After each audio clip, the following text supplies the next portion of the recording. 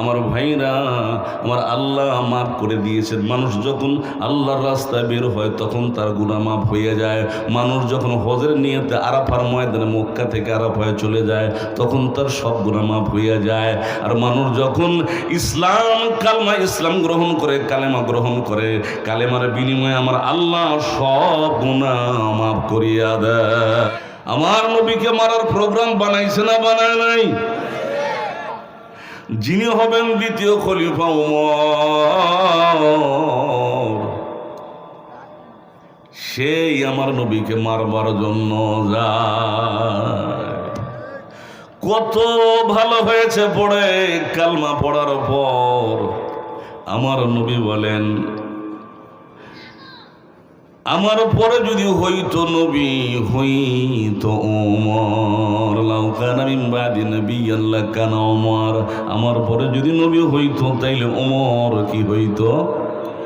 নবী হইতো। কত ভালো হয়। সকালে পূর্বাকাশে সূর্য উদয় হলো,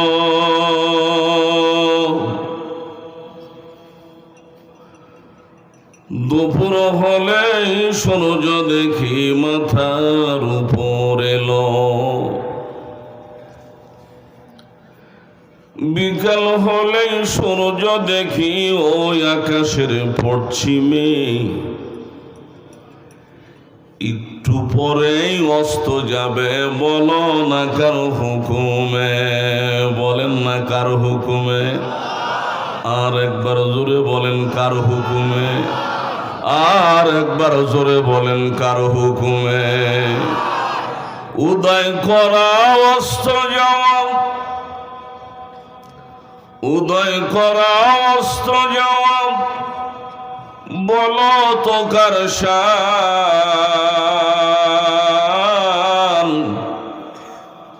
সে তো হলেন মহান প্রভু আল্লাহ তাআলার দান, আল্লাহ তাআলার দান। লা ইলাহা ইল্লাল্লাহ।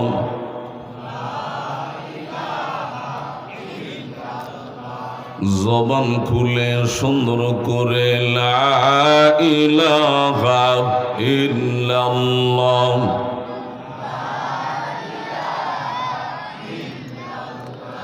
তাই বুঝি নবী বলিয়াছিলেন, শেষ পয়গাম্বর, আমার পরে যদি হইতো নবী হইতো ওমর। একটি মাত্র পেরান কাছিয়া শুকায়নি তাহা বলে, রোদ্রে ধরিয়া দাঁড়িয়েছে গো খলিফা ওমর তলে। অর্ধ পৃথিবী করিতেন শাসন, অর্ধ পৃথিবী করিতেন শাসন। তালিয়ালা জামা গায়ে, আটার বস্তা পিঠে করে নিয়া সে দিত দুস্থ মায়ের। কোথায় গেল সেই মানব দরদি? কোথায় গেল সেই মানব দরদি? তাওহীদি সন্তান। আলা ইব্রাহিম وعلى آل إبراهيم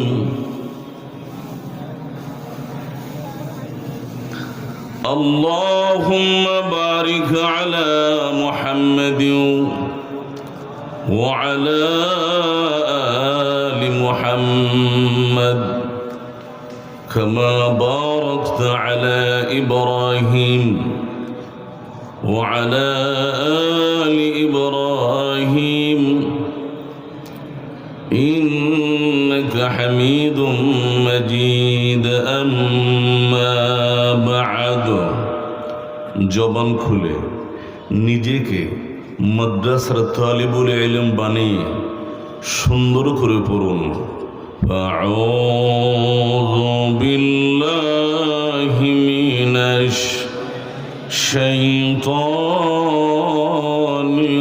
রাজিম। بسم الله الرحمن الرحيم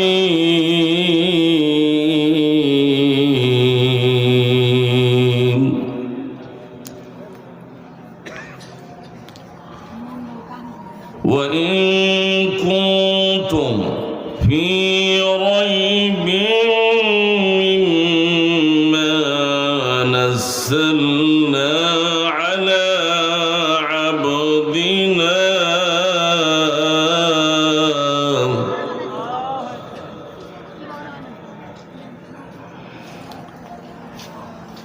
على عبدنا فأتوا بصورة من مثله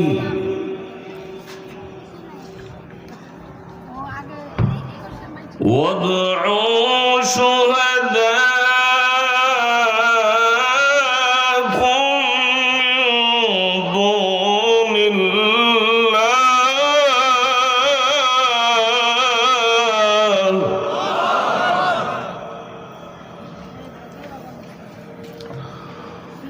وادعوا شهداءكم من دون الله إن كنتم صادقين.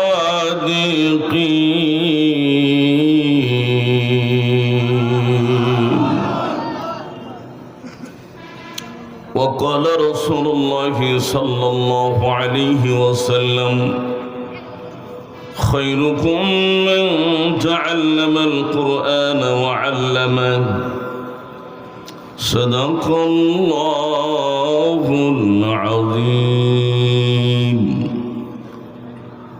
وصدق رسوله النبي الكريم ونحن على ذلك من الشاهدين والشاكرين. জবান খুলে পড়ুন আলহামদুলিল্লাহি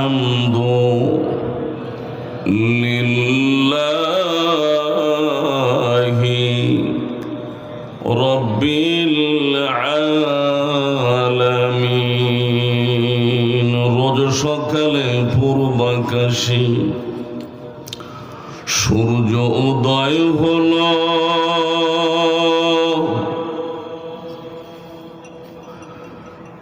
দুপুর হলে সূর্য দেখি মাথার উপর এলো, বিকাল হলে সূর্য দেখি ওই আকাশের পশ্চিমে, একটু পরেই অস্ত যাবে। বলো না কার হুকুমে, বলেন না কার হুকুমে, আর একবার জোরে বলেন কার হুকুমে, আর একবার জোরে বলেন কার হুকুমে। উদয় করা অস্ত যাওয়া, উদয় করা অস্ত যাওয়া, বলো তো কার শান।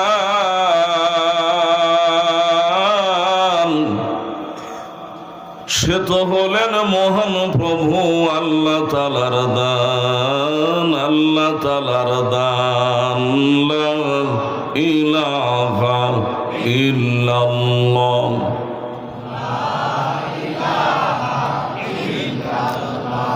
জবান খুলে সুন্দর করে লা ইলাহা ইল্লাল্লাহ।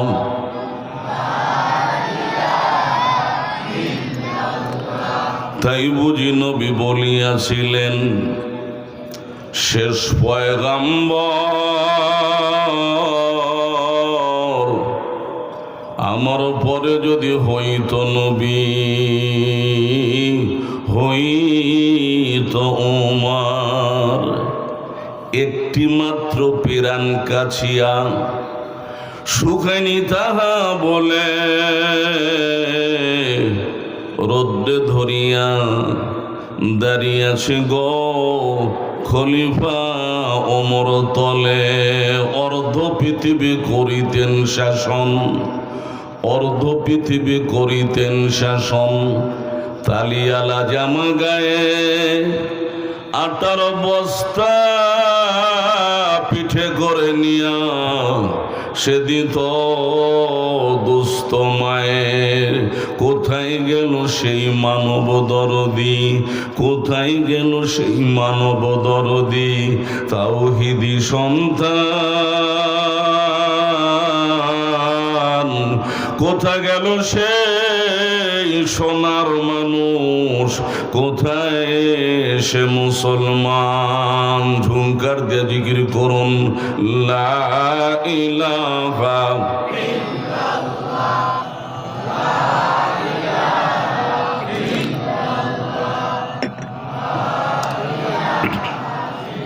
ইনাদপুরের চাইতে আওয়াজ জোরে হয় না, জোরে জোরে লা ইলাহা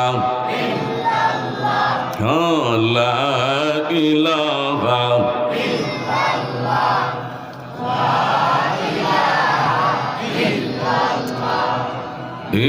ইল্লাল্লাহু ইল্লাল্লাহু ইল্লাল্লাহু ইল্লাল্লাহ লা ইলাহা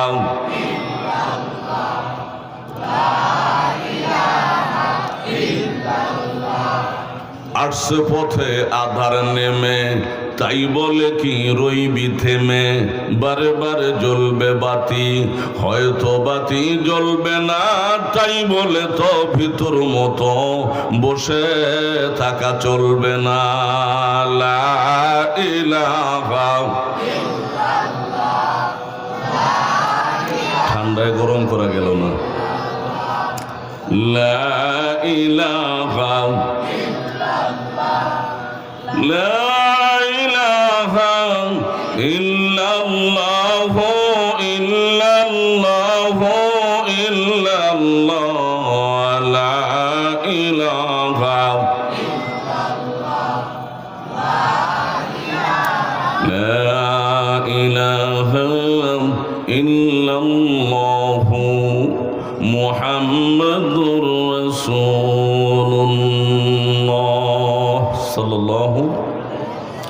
মুআজ্জাজ মুহতারাম সদর আঞ্জমান, সম্মানিত সাহেবে সদর, সভাপতি সাহেব, আমন্ত্রিত হযরত উলামায়ে কেরাম, ফুজায়ে জাম, খুসুসান আজকের রয়্যাল গেস্ট শেখ মোহাম্মদ আতাউল্লাহ নেওয়াজি সাহেব হাফিজাহুল্লাহ, এলাকার নাচে কানাচ থেকে আগত বয় বৃদ্ধ পিতৃতুল্য মুরব্বিয়ানি কেরাম, বন্ধুবর যুবক ভাইরা, চেনেহের কচি কাঁচা, পর্দার অন্তরালে আমার মা ভগ্নীগণ, সর্বাগ্রে মহান আল্লাহজিকে শুকরিয়া জ্ঞাপন করছি যে আল্লাহ তাবারক ওয়া তাআলা জাল্লা শানু আম্মা নালু আমাকে আপনাকে এলাকার ঘর ঘর থেকে যাচাই বাছাই করে নির্বাচিত করে মনোনীত করে ভালোবেসে দয়া করে মায়া করে গুনাহ মাফ করে দিবেন। গুনাহ মাফ করে দিবেন বলে হাঁটি হাঁটি পা পা করে জান্নাতের বাগানে আসল বাড়ির কাছেই বসার তৌফিক দান করেছেন।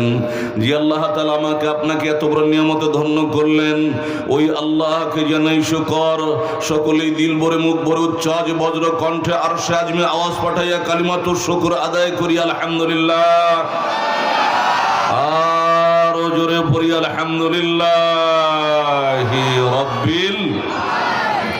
অগণিত দরুদ ও সালাম রহমত বরকত নাজিল হক সৈয়দুল মুরসালিন খাতামুন নবীন রাহমাতুল লিল আলামিন সরদারে দো জাহান ফখরে দো আলম ইমামুল আম্বিয়া হাবিবে কিবরিয়া সৈয়দুল কাউনাইন খাতামুল মুরসালিন রাহমাতুল লিল আলামিন নবী মুহাম্মদুর রাসূলুল্লাহ সাল্লাল্লাহু আলাইহি ওয়াসাল্লাম, সেই মহানবীর উপর, নবীদের নবীর উপর, আমার আপনার প্রিয় নবীর উপর, যেই নবীর উম্মত হওয়ার কারণে ধন্য হয়েছি, দামি হয়েছি, নামি হয়েছি, দুনিয়াতে সম্মানিত হয়েছি, কাল কিয়ামতের ময়দানে হযরত আদম, ঈসা, মুসা সমস্ত নবীর উম্মতের আগে উম্মতে মুহাম্মদীকে আল্লাহ তাআলা জান্নাত দান করবেন।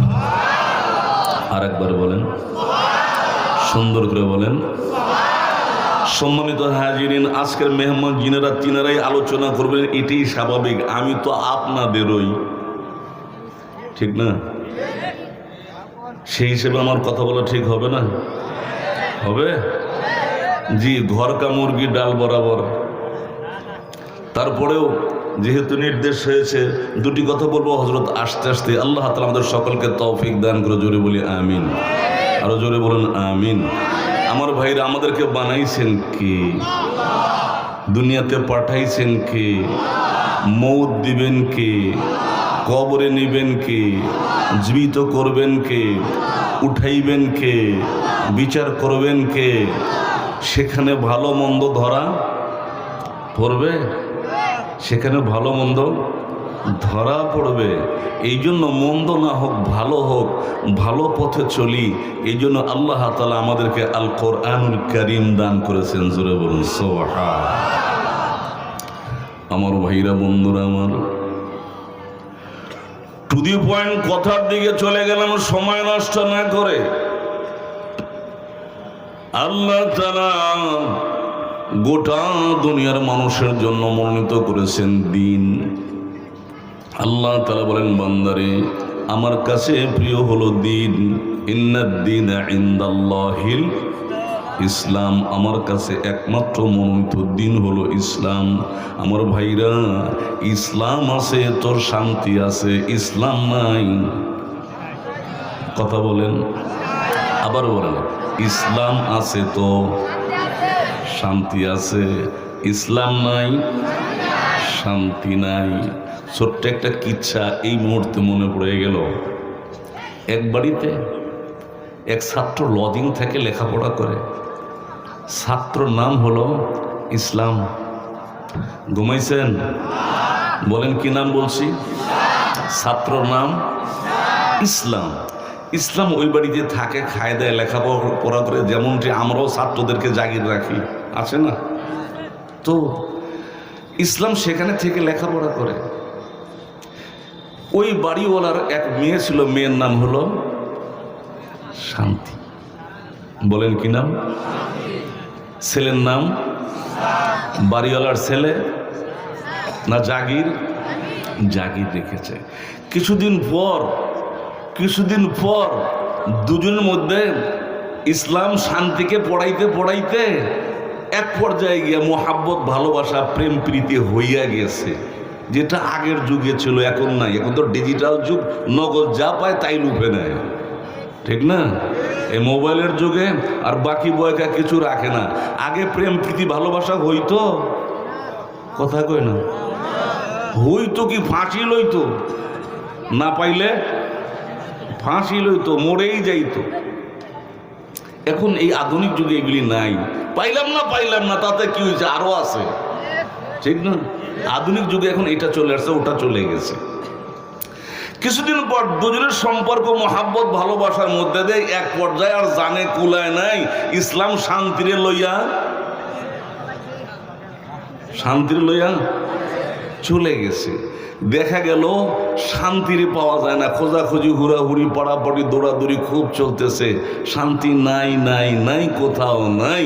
তো একজন কয় এলাকার বিশিষ্ট ব্যক্তি, যে তোমাদের বাড়িতে ইসলাম ছিল, সে কি আছে? বলে কি যেন দেখি তো। বলে খুঁজে দেখো ইসলাম কোথায়। বলে ইসলামও নাই, শান্তিও নাই, শান্তিও নাই, ইসলামও নাই। এখন ওই বুদ্ধিজীবী লোকটা বলতেছে, দেখো ইসলামকে নিয়ে আসো, শান্তি এমনি চলে আসো। কথা বোঝেন নাই?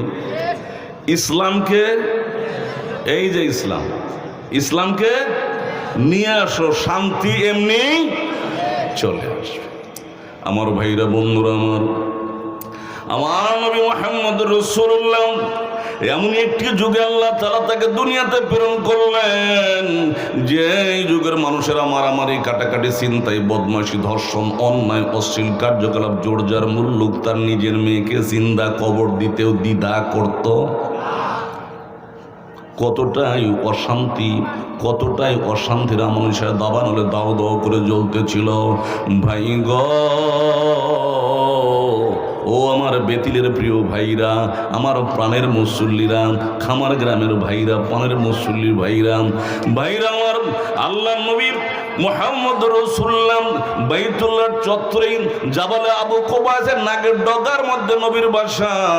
ধরে নেন আমাদের এই মিডিল পয়েন্ট হলো বাইতুল্লাহ। বাইতুল্লাহ থেকে 200 মিটার দক্ষিণ পূর্ব কোণে জাবালে সাফা, 565-70 মিটার উত্তরে হলো জাবালে মারওয়া। জাবালে সাফার পূর্ব দিকে 50 ফিট পূর্ব দিকে জাবালে আবু কুবাইস বা জাবালে বিলালি বলা হয়। ওই জাবালে বিলালির নাকের ডগার মধ্যে যে ঘরটা এখনো দাঁড়ানো আছে, ওটাই হলো আমার আপনার নবীর রহমতের জন্মের বরকতের ঘর, এখনো দাঁড়ানো রয়েছে। আমার নবী নিজ বাসা থেকে বের হয়ে জাবালে নূরে চলে গেলেন, হেরা গুহায় চলে গেলেন। নবীজি চিন্তা করতেছিলেন, আল্লাহ এই মানুষগুলো শুধু মারামারি করে, কাটাকাটি করে, ছিনতাই, বদমাইশি, ধর্ষণ, অন্যায়, অশ্লীল কার্যকলাপ যা খুশি তা করে। একজনের বকরি এক গোত্রের বকরি আর এক গোত্রের বকরি আগে যদি পানি খায়, এই নিয়ে ঝগড়া করে, মারামারি করে বছরের পর বছর, যুগের পর যুগ চলেন। আল্লাহ এই মানুষগুলি কি হবেন? আল্লাহ এই মানুষগুলির কি হবে? এই অসভ্য মানুষগুলি ভদ্র কেমনে হবে? শান্ত মানুষগুলি শান্ত কেমনে হবে? অসুন্দর মানুষগুলি সুন্দর কেমনে হবে? আল্লাহ গো, তুমি আমার সম্মুখে আলো দাও, পিছিয়ে আলো দাও, ডানে আলো দাও, বামে আলো দাও। আল্লাহ এমন এক জ্ঞান দান করো, এমন এক এলেম দান করো গো আল্লাহ, যেই এলেমের দ্বারা আমি এই মানুষগুলিকে বুঝাইতে পারি, মানুষগুলিকে, অভদ্র মানুষগুলিকে সভ্য বানাইতে পারি, ও মানুষগুলিকে মানুষ বানাইতে পারি। মানুষ শুরুতে দেখা যায় এই লোকগুলিকে প্রকৃত মানুষ বানাইতে পারি। আয় আল্লাহ, তুমি আমাকে সাহায্য করো, রহমত নাজিল করো, নসরত করো। আল্লাহ তাআলা আমার নবী উম্মতের জন্য চিন্তা করতেছেন। বন্ধুরা, আল্লাহ তাআলা ভায়া মিডিয়া জিবরিলের মাধ্যমে নবীর কাছে আমার আল্লাহ এই অসভ্য মানুষগুলিকে ভদ্র বানানোর জন্য, অসভ্য মানুষগুলিকে সভ্য বানানোর জন্য, অভদ্র মানুষগুলিকে ভদ্র বানাইবার জন্য আমার আল্লাহ কোরআনুল কারীম নাজিল করে দিলে। আসুন, খারাপ লাগতেছে? যতক্ষণ পর্যন্ত নবী এদেরকে ইসলামের সুশীতল ছায়ার নিচে আশ্রয় দিতে পারে নাই, তারাও আসে নাই, ততক্ষণ পর্যন্ত শান্তির কোনো লেশ ছিল না। অশান্তি, অশান্তি, পরেশানি। বাইরে আমার কত খারাপ হলে নিজের মেয়েকে জিন্দা দরগর করতে পারে, নিজের মেয়েকে জিন্দা কবর দিতে পারে। আমাদের মানুষেরা এমনটি, এখানে যারা বাসা আছে বেনামাজি হইলেও এমনটি কেউ করতে পারবে? পারবেন? কত খারাপ হইলে নিজের মেয়েকে জিন্দা কবর দেয়। আমার ভাইরা, নবীর দরবারে এক সাহাবী এসে বসেছেন, মনটা বড় বিষণ্ণ। নবীজি বললেন, কি হয়েছে? সাহাবীর নাম দাহিয়াতুল কালবি। বলে, ইয়া রাসূলুল্লাহ, আমার মনটা বড় অশান্ত। বলে, কেন অশান্ত? বলে, আমি জীবনে মারাত্মক গুনাহ করেছি, মারাত্মক অপরাধ করেছি। বলে, কি অপরাধ করেছো তুমি? বলে, ইয়া রাসূলুল্লাহ, আপনি কি শুনতে চান? বলে, হ্যাঁ। ইয়া রাসূলুল্লাহ, আমার মনে হয় দুনিয়ার সব গুনাহ মাফ হবে, কিন্তু আমার এই গুনাহ মাফ হবে না। নবীজি বলেন, দাইয়া, এমন কি গুনাহ যেই গুনাহ কালেমার বিনিময়ে মাফ হবে না? আমি নবী জানতে চাই। শোনো গো দাহিয়াতুল কালবি, কি সেই গুনাহ? বলি, ইয়া রাসূলুল্লাহ, আমি সফরে যাই, আমার বিবি প্রেগনেন্ট ছিল, বিবির পেটে বাচ্চা ছিল।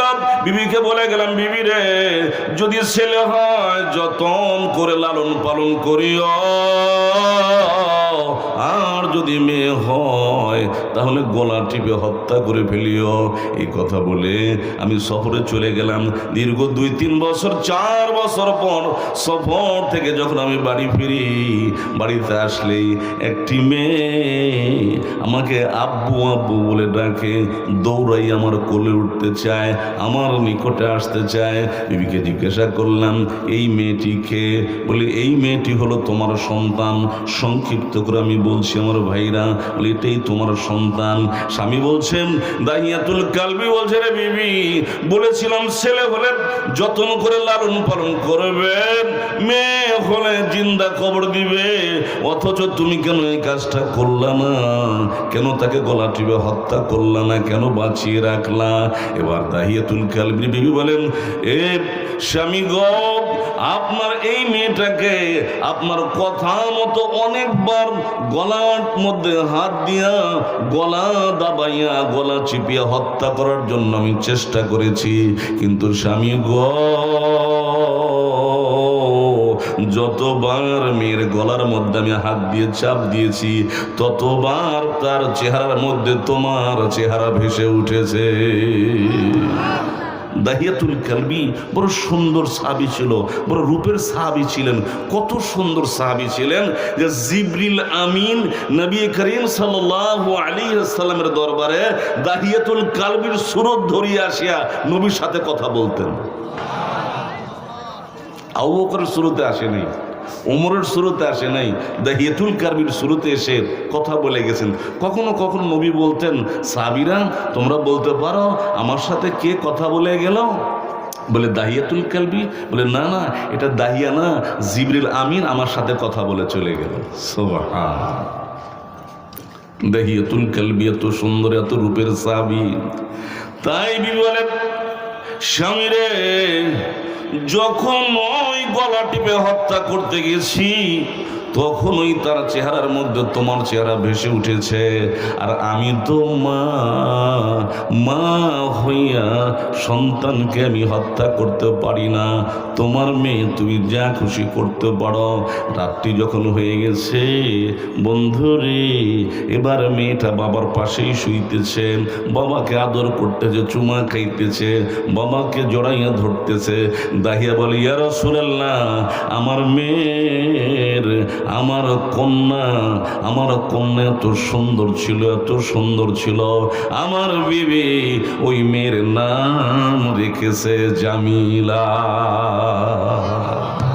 বড় সুন্দরী মেয়ে, আমার মেয়ের নাম হলো জামিলা। এত সুন্দর রূপে গুণের মেয়ে বিবি। যদিও সন্তানটা আমার কাছে দিয়েছে, আমাকে আব্বু আব্বু বলে ডাকতেছে, কিন্তু আমার কাছে আমার মেয়ের আব্বু ডাক ভালো লাগে, ভালো লাগে। ইয়া রাসূলুল্লাহ, সকাল যখন হইয়া যায়, বিবিকে ডেকে বললাম, বিবি রে, জামিলা রে, গোসল করাইয়া দে। জামিলা রে, জীবনের শেষ খাওয়া খাওয়াইয়া দে। জামিলা রে, জীবনের মতো বিদায় দিয়ে দে। মেঘ লইয়া আমি ধীরে ধীরে বাইতুল্লাহর কিনার ঘেসে ঘেসে পাহাড়ের দিকে চলতেছিলাম। প্রচণ্ড রৌদ্র। আমার মেয়ে বলতো, বাবা কোথায় যাও, কোথায় যাচ্ছ এইভাবে রৌদ্রের মধ্যে? বলে, চলতে থাকো, কিছুক্ষণ পরে আন্দাজ পাবে। এক পাহাড়ের ছোট্ট টিলার মধ্যে বসাইয়া দিয়া, উঁচু জায়গার মধ্যে বসাই দিয়া কবর খনন করতেছে, কূপ খনন করতেছে। এবার মেয়েটা দৌড়াইয়া গে বলে, আব্বু আব্বু গো, কি হয়েছে? কি জন্য তুমি এই জায়গায় খনন করতেছো? মাটি কেন খনন করতেছো? কূপ কেন বানাইতেছ? দাহিয়া কয়, তোমার জায়গায় গিয়া তুমি বসো, কিছুক্ষণ পরে আন্দাজ পাইবা কি জন্য আমি এই খালটা খনন করতেছি, কূপ খনন করতেছি। এবার ঘেমে যায়, রৌদ্রের উত্তপ্ততায় বাপ ঘেমে যাচ্ছে। ছোট্ট বাচ্চা বাবার ঘাম সহ্য না করতে পেরে দৌড়াইয়া আসিয়া নিজের জামার কামিজের আঁচল দিয়া বাবার ঘাম মুছিয়া দেয়। বলি, ইয়া রাসূলুল্লাহ, তাতেও আমার দরদ হয় না, তাতেও আমার মায়া হয় না। কত খারাপ মানুষ, চিন্তা করেন আমার ভাইরা। এবার গর্ত খনন যখন হইয়াই গেল, চিন্তা করলাম এই বাচ্চাকে কেমনে গর্তের মধ্যে ফেলে দিব, কি বলবো, কেমনে ফেলে দিব। হঠাৎ করে মাথার মধ্যে আসলো, আমি জামিলাকে ডাক দিলাম, জামিলা রে আয় আয়, দেখা যা গর্তের মধ্যে যেন কি দেখা যায়। ছোট্ট বাচ্চা মনে করেছে হয়তো বা সাপ হবে, বিচ্ছু হবে, এমন কিছু হইতে পারে। দৌড়াইয়া আসিয়া কূপের মধ্যে উকি ঝুঁকি দিয়া যখন দেখতেছিলাম, ইয়া রাসূলুল্লাহ, আমার জামিলা গর্তের মধ্যে যখন উকি দিয়া দেখতেছিল, হুজুর গো, আমি নিঠুর বাপ পিছন দিক থেকে ধাক্কা মেরে গর্তের মধ্যে, কূপের মধ্যে আমার মেয়েকে ফেলে দে। উপর দিক থেকে পাথর মারতে থাকি, মাটি ফেলতে থাকি, আমার মেয়েটা গর্তের মধ্যে ডুবিয়া যায়। অর্ধ দেহ যখন পাথরের স্তূপের মধ্যে পড়ে গেছে, পাথরগুলি তার গায়ের মধ্যে লাগতেছে, চামড়া ফেটে যাইতেছে, মাথা ফেটে যাইতেছে, রক্তে লহলহন হয়ে যাইতেছে। মেয়েটা দু চোখ দিয়ে পানি ছেড়ে বলতেছে, আব্বু গো, ও আমার বাবা, এইভাবে গর্তের মধ্যে ফালাইয়া জিন্দা খবর দিও না গো বাবা। রে বাপ, বুঝেছি আমি মেয়ে হইয়া জন্ম নিবার কারণে, আমি মেয়ে হইয়া জন্ম নিবার কারণে তোমার এত লজ্জা, তোমার এত খারাপ লাগে। বাবা গ, আমাকে এখান থেকে ছেড়ে দাও, আমি দেশান্তরে হয়ে যাব, দূরে কোথাও চলে যাব, ভিক্ষা করে খাবো, তবু তোমাকে কোনোদিন বাপ বলে ডাকব না। এরপরেও বলি, ইয়া রাসূলুল্লাহ, এরপরেও আমার দিলে দরদ হয় না, আমার মায়া হয় না। পাথরের স্তূপের নিচে আমার সন্তান পড়ে যাচ্ছে, হাতটা উঁচু করে বলতেছে, বাবা গো, ও আমার বাবা, এইভাবে এইভাবে জিন্দা খবর দিও না, আমার প্রাণ বাঁচিয়ে দাও, আমি দূরে কোথাও চলে যাব, তোমার কোলে উঠবো না, তোমার কোলে উঠবো না, তোমাকে বাবা বলে ডাকবো না, আব্বু কইয়া তোমাকে কখনো ডাকবো না, আমাকে ছেড়ে দাও, আমাকে বাঁচিয়ে দাও। দাহিয়া বলে, ইয়া রাসূলুল্লাহ, ইয়া হাবিবাল্লাহ, এরপরেও যেন আমি পাথরের উপর পাথর মারতেছি, গোটা গর্তটা ঢেকে ফেললাম। আমার মেয়ে ডেকে বলতেছিল, বাবা গো, তোমার মতো নিষ্ঠুর বাপ আল্লাহর জমিনে দেখি না। ইয়া রাসূলুল্লাহ, রাত্রি যখন নিশি হয়ে যায়, আমি গভীর রজনীতে কেমন যেন স্বপ্নের মধ্যে দেখতে থাকি, আমার জামিনে ডেকে ডেকে বলে, বাপ গো, আমারে বাঁচাইলা না, তোমার মতো নিষ্ঠুর বাপ আল্লাহর জমিনে আর দ্বিতীয়টি নাই। ইয়া রাসূলুল্লাহ, আমি ঘুম যাইতে পারি না, হুজুর এত বড় গুনাহটা আমি করে ফেলেছি। আল্লাহ নবী শুনিয়া, এই বাস্তব ঘটনাটা শুনিয়া নবীর চোখ থেকে মুক্তার দানার মতো টস টস করে পানিগুলি পড়তেছিল। হায় রে, মানুষ হইয়া কি এমন ব্যবহার মানুষের সাথে করতে পারে? বাপ হইয়া কি সন্তানের সাথে এমন ব্যবহার করতে পারে? বাপ হইয়া কি নিজ কন্যার সাথে এমন আচরণটাও করতে পারে? এবার দাহিয়া বলে, ইয়া রাসূলুল্লাহ, সব গুনাহ মাফ হবে, এই গুনাহটা মাফ হবে না, এই জন্য আমি বড় পেরেশান। আল্লাহ নবী ডেকে বলে, দাহিয়া গো, কণ্ঠটা আবার টান টান করে বসেন আমার ভাইরা। দাহিয়া বলে, ইয়া রাসূলুল্লাহ, আল্লাহ নবী বলে, হে দাহিয়া, এই গুনাহটা ওই সময় তুমি করেছো যখন হক আর বাতিলের কোনো পার্থক্য তুমি জানতা না, যখন তুমি মুসলিম ছিলে না, যখন তুমি কাফের ছিলে, যখন ধর্মের খবর তোমার কাছে ছিল না। দাহিয়া রে, এই ঘটনা তখন তুমি করেছো। ও দাহিয়া, শুনে নাও, যেই দিন তুমি কালমা পড়ে মুসলমান হয়েছ, এত বড় গুনাহটাও আমার আল্লাহ মাফ করে দিয়েছে। আরেকবার বলেন, আরেকবার বলেন, জোরে বলেন। আমার আল্লাহ গুনাহ মাফ করতে পারে না? পারে না? এই শক্তি আল্লাহর আছে না নাই? নাকি দুর্বল হয়ে গেছে? ইন্দ্রিয়ে গ্যারেস লইতেছে, 15 দিনের ছুটি কাটাইতেছেন। আল্লাহু লা ইলাহা ইল্লা হুয়াল হাইয়ুল জোরসে বলো হাইয়ুল কাইয়ুম। আমার আল্লাহ চিরঞ্জীব, চিরসত্তা, লয় নাই, ক্ষয় নাই, ছিলেন, আছেন, আছেন, থাকবেন। আমার ভাইরা, আমার আল্লাহ মাফ করে দিয়েছেন। মানুষ যখন আল্লাহর রাস্তায় বের হয় তখন তার গুনাহ মাফ হয়ে যায়। মানুষ যখন হজের নিয়তে আরাফার ময়দানে মক্কা থেকে আরাফায় চলে যায় তখন তার সব গুনাহ মাফ হয়ে যায়। আর মানুষ যখন ইসলাম গ্রহণ করে, কালেমা গ্রহণ করে, কালেমার বিনিময়ে আমার আল্লাহ সব গুনাহ মাফ করিয়া দেয়। লা ইলাহা ইল্লাল্লাহ। ভাই গুনাহ মাফ হবে, বলুন লা ইলাহা ইল্লাল্লাহ।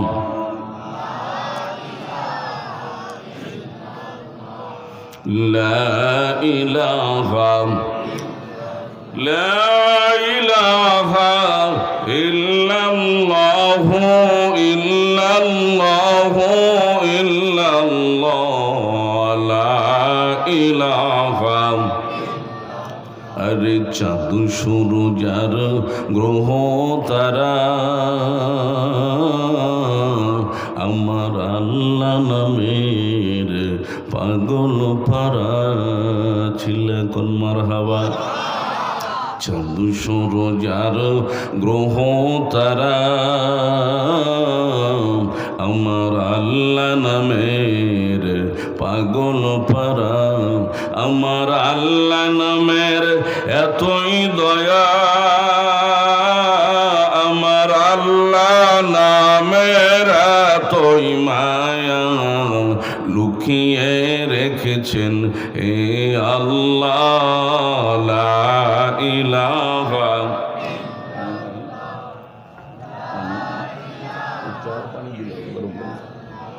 জোরে লা ইলাহা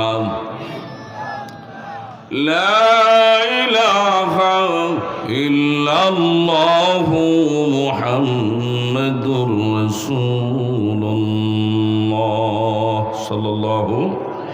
আমার ভাইরা জিকির করাইলাম, রাগ হইলেন, কষ্ট হইল, গুনাহ হইল, নেকি হইল,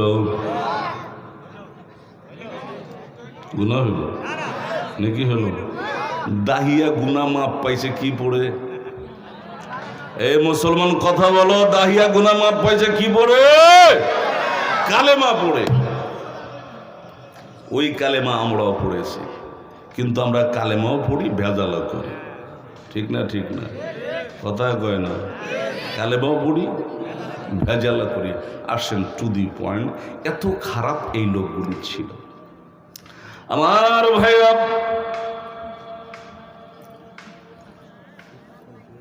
যাকে, যেই মহান ব্যক্তিকে আল্লাহ তাআলা গোটা দুনিয়ার রহমত স্বরূপ দুনিয়াতে প্রেরণ করেছে, তাকে মারার প্রোগ্রাম বানাইছে।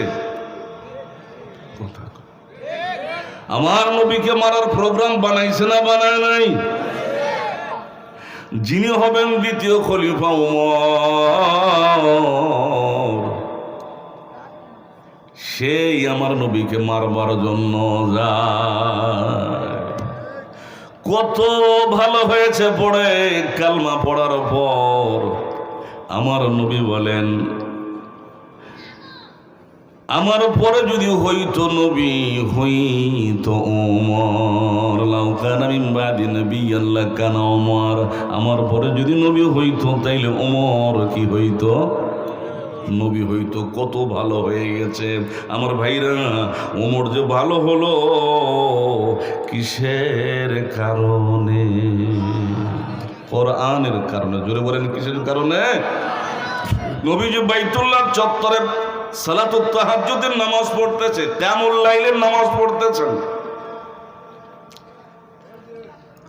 ওমর ইসলাম গ্রহণ করেনি, রাত্রে কোথাও আড্ডা পিটা বুডা, বাইতুল্লাহর পাশ দিয়ে যাচ্ছে, নবীজি বাইতুল্লাহকে সম্মুখে নিয়া নীরবে আরামে শান্তির সাথে নবীজি সালাতুত তাহাজ্জুদের নামাজ পড়তেছে, কিয়ামুল লাইল পড়তেছেন, নবী তেলাওয়াত করে করে পড়তেছেন। ওমর ওই রাস্তা দিয়া যাইতেই শুনল কত সুন্দর, কত সুন্দর কণ্ঠ, কত সুন্দর কথা, কত সুন্দর তেলাওয়াত। আরে এই লোকটা এত সুন্দর ভঙ্গিতে যে পড়তেছে বড়ই ভালো লাগে, বড়ই সুন্দর লাগে। কত কাব্যের মতো ছন্দের মতো সুন্দর করে মিল তাল করে পড়তেছে। জোরে জোরে বলুন সুবহানাল্লাহ। কোরআনের মধ্যে গদ্যাংশ পদ্যাংশ এরকম আছে বন্ধ, যেমন পদ্মগুলির যেমন ছন্দে ছন্দে মিল আছে, আমার আল্লাহর কোরআনের মধ্যেও আছে না নাই? বিসমিল্লাহির রহমানির রহিম। ওয়াশ-শামসি ওয়াদুহাহা ওয়াল কমারি ইযা তালাহা ওয়ান নাহারি ইযা জাল্লাহা ওয়াল লাইলি ইযা ইয়াগশাহা ওয়াস সামাই ওয়া মা বানাহা। আল্লাহু আকবার। সব হাই মিল আছে, শোনেন নাই? তাহলে আপনাদেরটা কই, যেটা আপনারা পড়েন দেখেন লামে মিল হবে। বিসমিল্লাহির রহমানির রহিম। আলাম তারা কাইফা ফাআলা রাব্বুকা বিআসহাবিল ফিল আলাম ইয়াজআল কাইদাহুম ফি তাদলিল ওয়া আরসালা আলাইহিম তায়রান আবাবিল তারমিহিম বিহিজারাতিন মিন সিজিল ফাজআলাহুম কাআসফিম মাকুল। সবগুলোর শেষে লাম আছে না নাই? ওমর কই এত সুন্দর করে কয় রে, নিশ্চয়ই লোকটা কবি হবে, নইলে এত সুন্দর করে কেমনে বলে? নবীজি সূরা আল হাক্কা পড়তেছিলেন।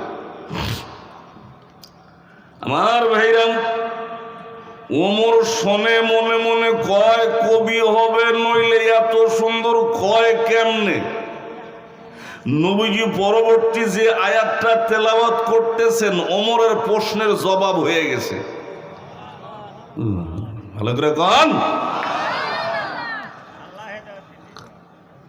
পরবর্তী আয়াতে ওমরের এই প্রশ্নের জবাব হয়ে গেছে।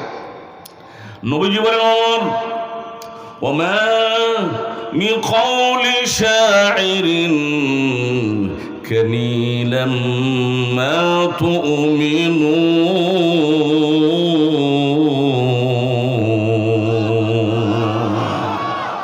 ওমর আমারে কবি কইতেছ, আমি কবি না, আমি কোনো শায়ের না। ওই আয়াতের মধ্যেই কথা চলে আসছে। ওমর কয় সর্বনাশ, আমি যে কবি কইলাম এই কথা তো বুঝে বলেছে। তাহলে আমার মনের কথা সে যখন দূর থেকে বুঝতে পারল, তাহলে এই ব্যক্তি শুধু কবি না, সে একজন জাদুকর, সে একজন অ্যাস্ট্রোলজার। নইলে কেমনে আমার মনের কথা কইল? আমার ভাইরা, দ্বিতীয় পর্যায়ে যে আয়াতটা আসতেছে, আমার নবী বলতেছেন, ওমর ওমা বিকাউলি কাহিনিন কালিলাম মা তাযাক্কারুন।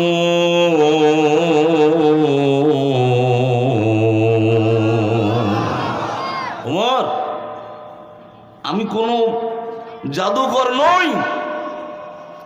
আগে জবাব দিয়েছে প্রথমবারে, আমি কবি নই, আমার কথা এটা কবির কথা না। দ্বিতীয়বার বললেন আমি কোনো জাদুকর। ওমর কয় আরো মুশকিল দেখতেছি, আমি যে জাদুকর কইছি তাও বুঝে বলেছি, তাহলে এটা সিঙ্গল জাদুকর না ডবল জাদুকর। এখনো নবীর সাথে খুব ভালো সম্পর্ক হয় নাই, দূরে থেকে শুনতেছে। এখন মনে মনে কয় কোত্থেকে কয়, তাহলে উনার কাছে আসে কোত্থেকে? তৃতীয় নাম্বার সিরিয়ালে আয়াত আসতেছে, তানসিলুম মির রাব্বিল আলামিন।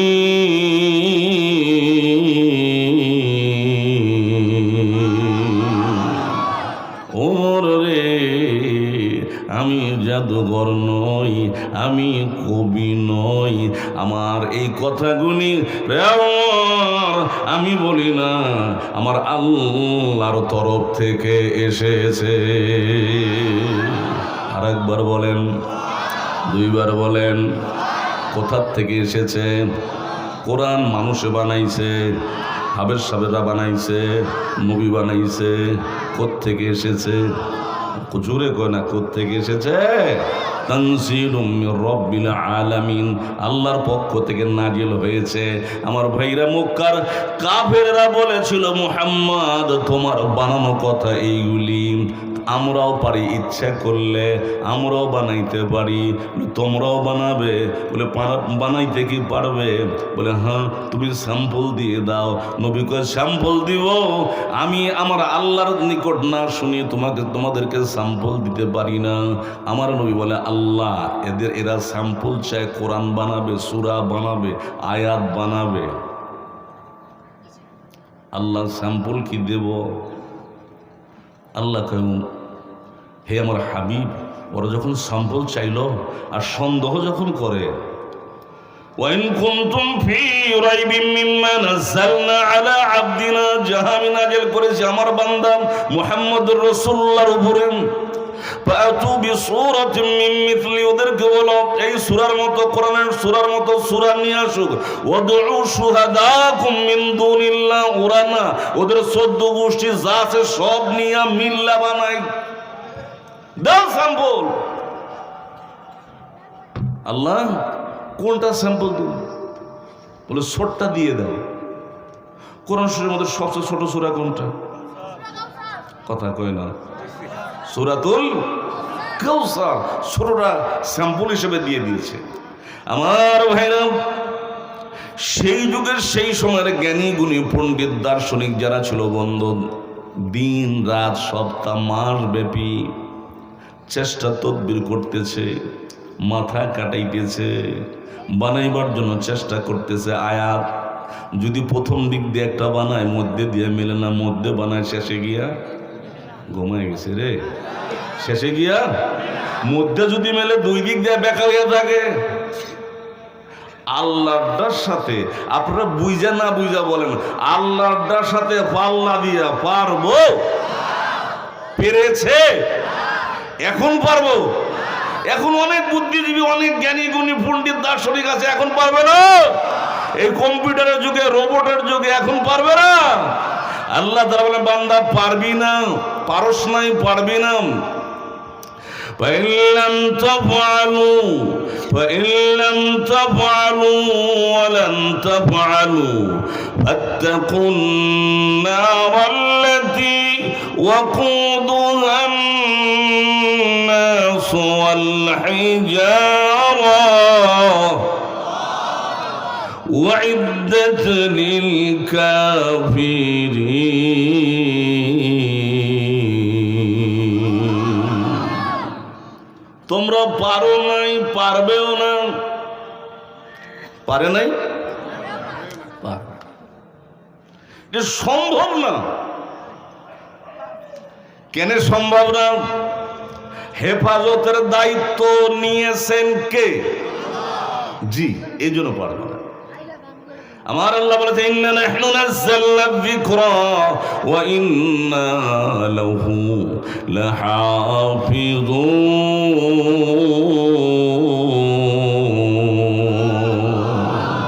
এই কোরআনের হেফাজতের দায়িত্ব নিয়েছে আমি আল্লাহ, তাই কেউ পারবে না এটাকে নষ্ট করতে, পারবে না। মনে পড়ে গেল আর একটা কথা, হযরত ওমর রাদিয়াল্লাহু তাআলার জামানায় এক খ্রিস্টান যুবক, যার স্পিক পাওয়ার বড় ভালো, কথার শব্দ গঠন ভালো, বাচন ভঙ্গি ভালো, কথা বলতে পারে, উপস্থাপন করতে পারে বড় সুন্দর করে, সুদর্শন এক যুবক ওমরের দরবারে এসেছে। ওমর জিজ্ঞাসা করলো, হে যুবক, আমি চাইতেছি, শুনতেছেন আপনারা, আমি চাইতেছি তুমি যদি কালেমা পড়ে মুসলমান হও, তাহলে তোমাকে দিয়ে যে কত উপকার হবে ইসলামের, যেহেতু তোমার কণ্ঠ অনেক সুন্দর, তুমি ইসলামে চলে আসো। ওই যুবক বলে, আমি মুসলমানও হব না, ইসলামও লইব না, কালমাও।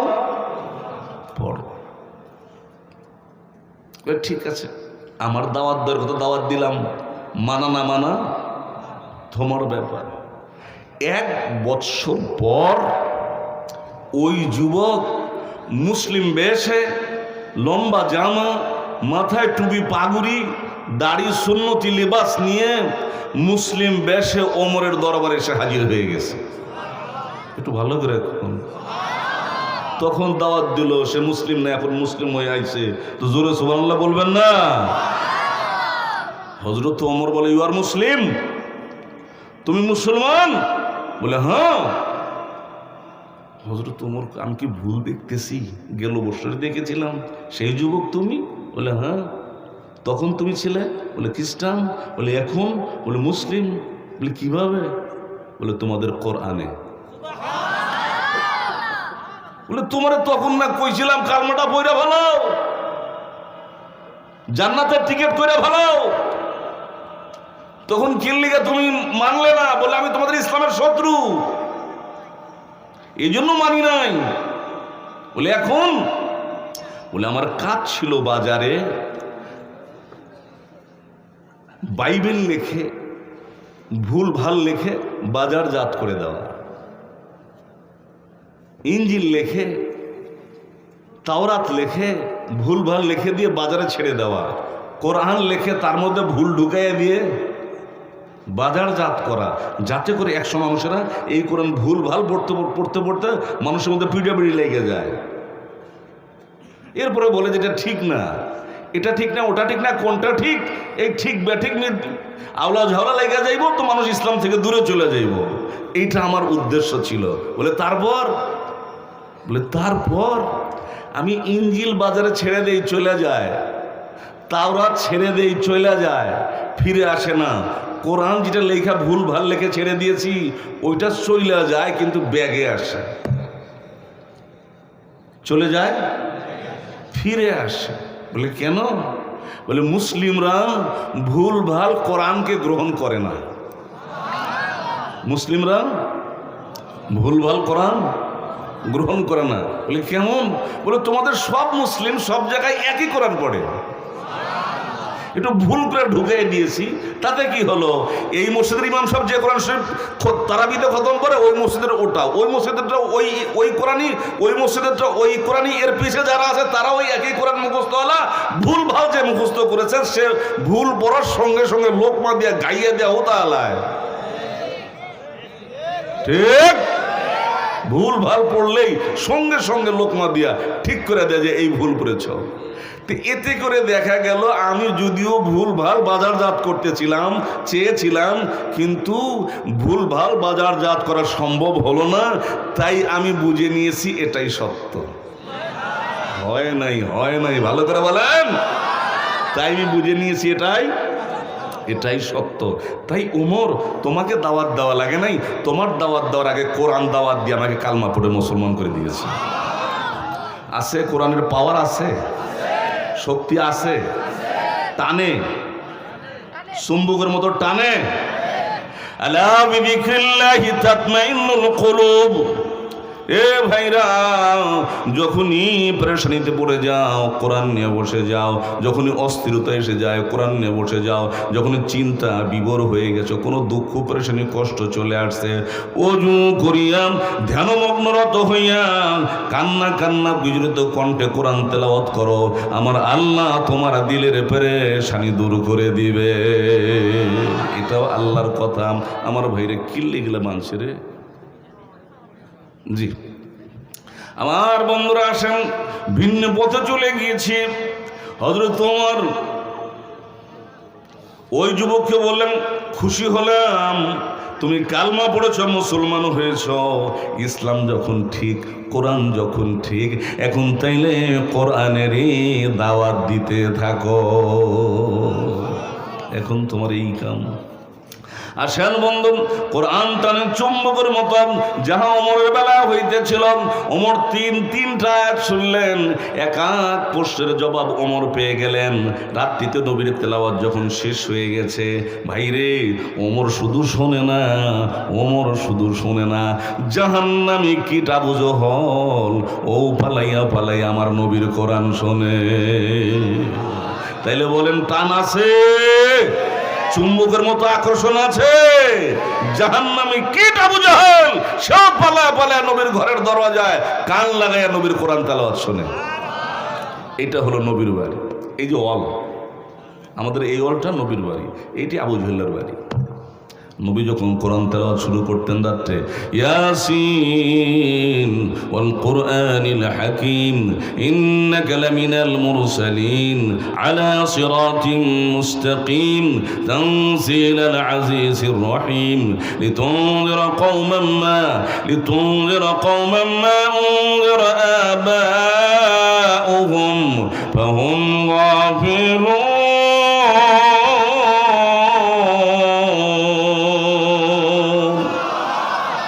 আবু জহল কয় শুইব না রে, শুইব না।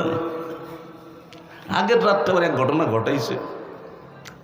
ওই রাত্রে নবীজি যখন তেলাওয়াত করে ঘুমাইতে যাইতেছে, আবু জহল ওই রাস্তা দিয়ে এই নবী শুইবার আগ দিয়া তেলাওয়াত করার সময় নবীজির তেলাওয়াত শুনে কান লাগাই দিয়েছে নবীজির ওয়ালের সাথে, শুনতেছে।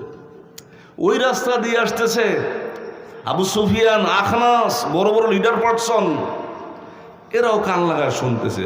রাতের অন্ধকারে তো কেউ কাউরে দেখে নাই, কেউ কাউরে দেখে নাই। নবী তেলাওয়াত বন্ধ করে ঘুম যাইতেছে, আরামের ঘুমের দিকে চলে যাচ্ছে। আবু জহল তো খুব বাড়ি দূরে না, ধীরে ধীরে যাইতে এটা একটা রাস্তা, এই যে মাঝখানে নবীর বাড়ির আবু জহলের বাড়ির মাঝখানে একটা রাস্তা, বিশাল রাস্তা। তো পায়ের আওয়াজ হইতেছে। এবার আবু সুফিয়ান তাকে রে খটখট করে যায় কে? আপনি কে? তুই কে? এখন তিনজনে খারাপ হয়ে দেখে তিন নেতা একখানে হয়েছে।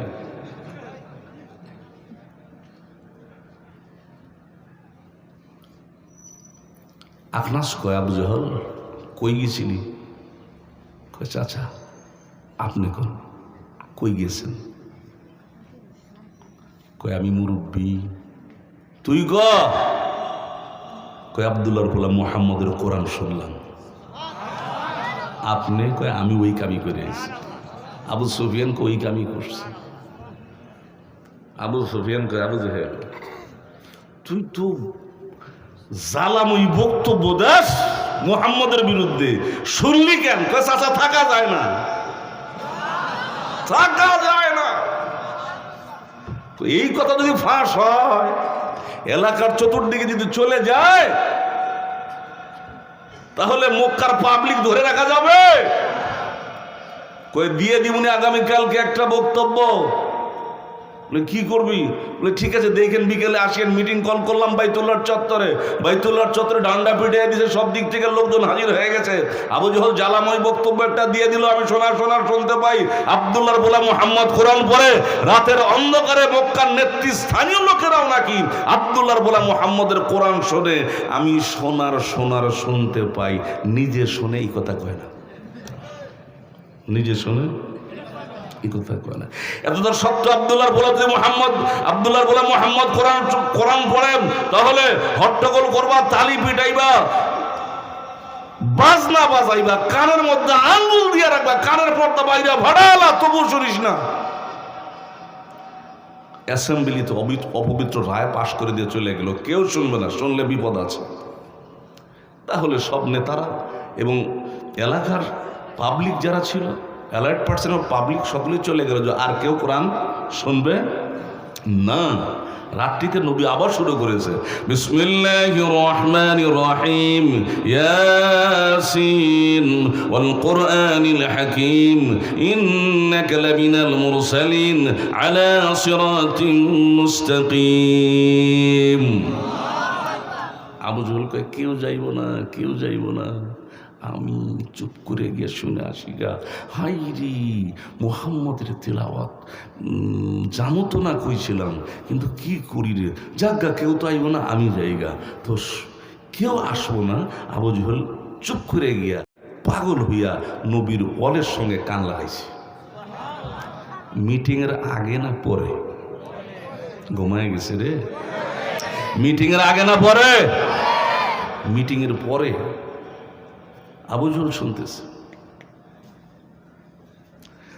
আমার ভাইরা ঠেকে রাখা যায় নাই। আবার ওই লোকগুলি পরের দিন সকলে আসছে, আবু জহল কয় কেউ শুনবো না, আমি শুনি। আবু সুফিয়ান কয় কেউ শুনবো না, আমি শুনি। আখনাস কয় কেউ শুনবো না, আমি শুনি। শেষে একত্রিত হয়ে গেল, দেখা গেল ওই তিনজন নবীর কোরআন শুনতেছে। এখন বলেন আবু জহল জান্নাতি না জাহান্নামী? কথা বলেন। আবু জহল জাহান্নামী। ওকেও টানছে চুম্বকের মতো, কিন্তু কাজও হয় নাই।